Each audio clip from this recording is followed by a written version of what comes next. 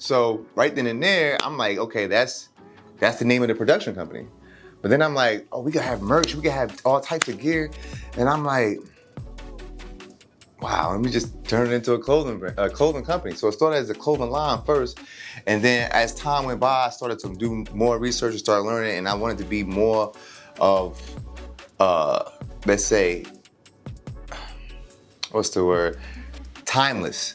So with being timeless, I know I started studying different brands, and they would call themselves a brand and not a clothing line. Like Polo is not a clothing line, it's a brand. So I wanted to be timeless and have everything that someone can ask for from Rich Wierdo. I wanted them to have that, have a piece of the same type of interaction they have with Ralph Lauren with Rich Wierdo, But that's exactly how it started. So the evolution came down the line when I'm just learning more, because I didn't go to school for it. So I'm learning it as it comes. Like, this is the school of hard knocks. Like, I'm learning different, fabrics and weights of fabrics, different types of inks, different approaches, different techniques. I'm learning all this in real time. I'm learning all this like someone would be learning it at school, but I'm actually doing and taking the risks and the trial and errors happening in real time. I didn't pay for school. I'm actually paying for different mistakes I'm making, seriously, like losing money, but then I call that, at least paying for a class at school or something like that. I compare it that way. But yeah, it started in the studio one night, coming up with a production name, and from there it just started evolving. First off, I had a dyslexic moment. I thought I spelled weird the right way, the way I spelled it. It's actually the wrong way. But then it turned out being even that different. It was just natural. So that's one thing, like, I'm writing Rich Wierdo out, and I go Richwierdo. And it wasn't until someone got the shirt, it's already printed and everything. They're like, do you know that Wierdo spelled wrong? I'm like, when? I thought it was I before the E.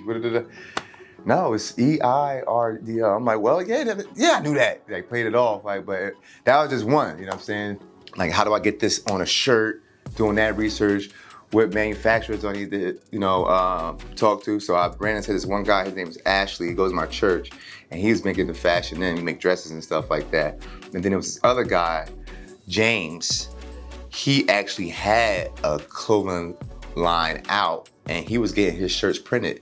So it was like divine intervention, like the way it was put together, like dude Ashley at my church and the dude James also at my church. And what I want to do is find out how to put shirts out. So, James told me what places to go get the shirt printed at in Brooklyn, which was dope. I'm like, all right, go get my shirts printed here. Ashley was like, well, this is what you have to do. Get your business plan together. Write out a business plan. What show me model business plans to follow. So that way, I can know exactly what I want from what I'm making. I'm not just out here just like, put a name on a shirt, telling them, yo, son, this is $30, buy this.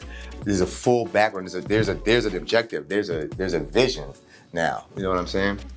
So with that, I had to like take risks on different manufacturers, or people that were printing shirts. You know what I'm saying? Wasting money, shirts defected, and not even having enough money to even get the amount of shirts that I wanted printed, not even knowing how much it was, how much this would even cost to get printed before you even sell it.